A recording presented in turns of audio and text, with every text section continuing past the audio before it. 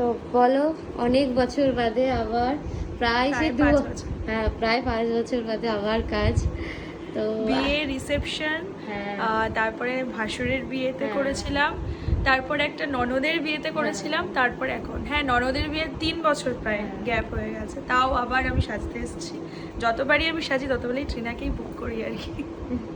তো আজকে কিরকম কি লুক চাইছে বলো, তুমি আমাকে আমি কিছুটা একটু- রেফারেন্স দিয়েছিলে, হ্যাঁ, মানে আইসটা কিরকম কি করবে আমি না একটু করবে। টানা আইস মানে লাইনারে চাইছি, একটুখানি ট্র্যাডিশনাল লুক চাইছি, বিকজ শাড়িটা আমার রেড, আর থিমটাও আমার মেয়ের অন্নপ্রাশনের রেড অ্যান্ড হোয়াইট, ওর জন্য একটি ট্র্যাডিশনাল একটা ব্যাপার চাইছিলাম।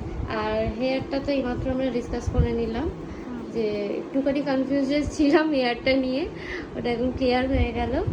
তো দেখি এবার তোমার যা বেস্ট ডিসিশন তুমি নাও। ঠিক আছে, চলো স্টার্ট করি তাহলে। ঠিক আছে। তোমার ফাইনাল লুক রেডি, তো কেমন লাগছে এবার বলো। দারুণ হয়েছে, যেমন চেয়েছিলাম তেমনিই হয়েছে। ট্র্যাডিশনাল লুকটা এরকমই এক্সপেক্ট করেছিলাম, খুব সুন্দর হয়েছে। ট্রিনাকে তো আমি কিছু বলি না, ও আমার থেকে বেশি ভালো, এক্সপেকটেশন থেকেও বেশি ভালো সাজা। দেখিয়ে দিই, এটা হচ্ছে হেয়ার টু মিশি, আইসটা একটু ডাউন করো।